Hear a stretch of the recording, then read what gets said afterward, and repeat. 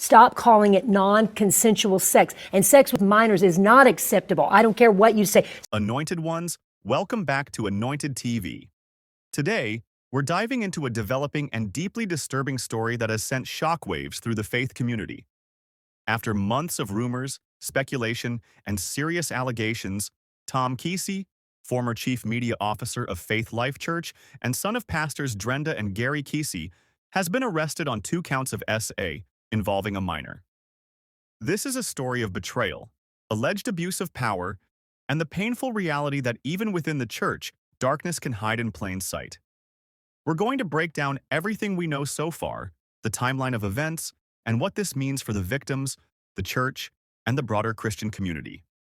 Before we continue, I want to remind you all to keep the victims and their families in prayer. These are real people who have endured unimaginable pain, and they deserve justice. If this topic is triggering for you, please take care of yourself. With that said, let's get into the details. First, let's recap the timeline of events. For months, whispers about Tom Keesee's misconduct circulated online. Then, in August 2023, he resigned from his position at Faith Life Church. Shortly after, a family member came forward on social media accusing him of grooming and abuse.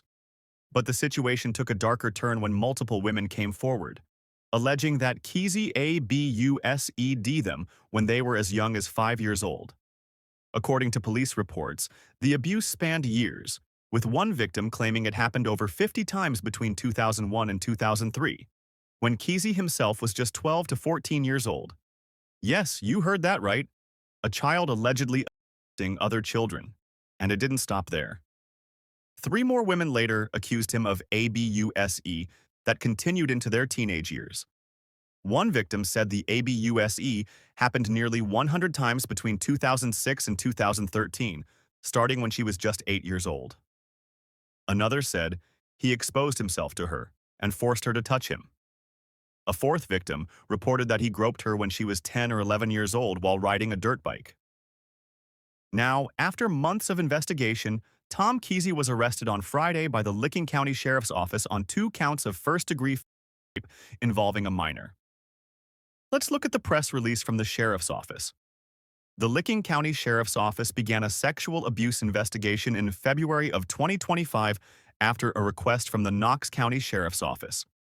As a result of the investigation on April 18, 2025, detectives secured and served an arrest warrant for Gary Thomas Keesee Jr., born November 23, 1988. He was arrested at his residence, 9340 Miller Road, Johnstown, Ohio, without incident. The warrant is for 2 counts of rape, both felonies of the first degree. At the request of the Knox County Sheriff's Office, Mr. Keesee will be held in the Licking County Justice Center. His case will be heard by a Knox County grand jury on Monday, April 21, 2025, where more charges will be considered. After grand jury on April 21, 2025, there will be a joint press conference with the Licking County Sheriff's Office and the Licking County Prosecutor's Office at the Licking County Sheriff's Office. Knox County originally handled the case, but due to a conflict of interest, since Keesee's mother, Drendra Keesee, is a Knox County commissioner, it was handed off to Ohio's Bureau of Criminal Investigation, BCI. But then, Ohio Attorney General Dave Yost recused BCI because he had personally hosted Drendra and Gary Keesee in his home. Finally, the case was transferred to Licking County, who took over the investigation and secured the arrest warrant. Keesee is now being held in the Licking County Justice Center, and a grand jury will hear his case on Monday. After that, we expect a press conference from the Licking County Sheriff's Office with more details. Faith Life Church, a congregation of around 3,000 members, has now become the focal point of this intense investigation into SA crime allegations. The fact that Drendra Keesee is also a Knox County commissioner adds another layer of complexity to this already sensitive situation.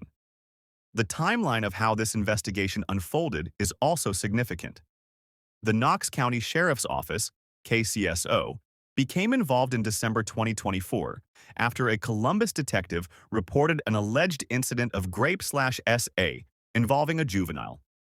These incidents were reported to have occurred in Mount Liberty and at a residence on Sharp Road, both within Knox County. Due to a potential conflict of interest, given that Drendra Keesee, as a Knox County Commissioner, oversees the Sheriff's Office budget, the KCSO forwarded the case to the Ohio Bureau of Criminal Investigation (BCI). However, even BCI had to recuse itself because Ohio Attorney General Dave Yost had previously entertained Drendra Keesee and her husband, Gary Sr., in his home. This highlights the intricate web of relationships and potential biases that can arise in such cases. Ultimately, in February, the KCSO requested the Licking County Sheriff's Office to take over the investigation. This external investigation by Licking County detectives has now led to the arrest of Mr. Keesee. He is currently being held in the Licking County Justice Center at the request of the Knox County Sheriff's Office. A Knox County grand jury is scheduled to hear Mr. Keesee's case on Monday. Following this grand jury session, the Licking County Sheriff's Office and the Licking County Prosecutor's Office will hold a joint press conference at the Licking County Sheriff's Office to likely share further details.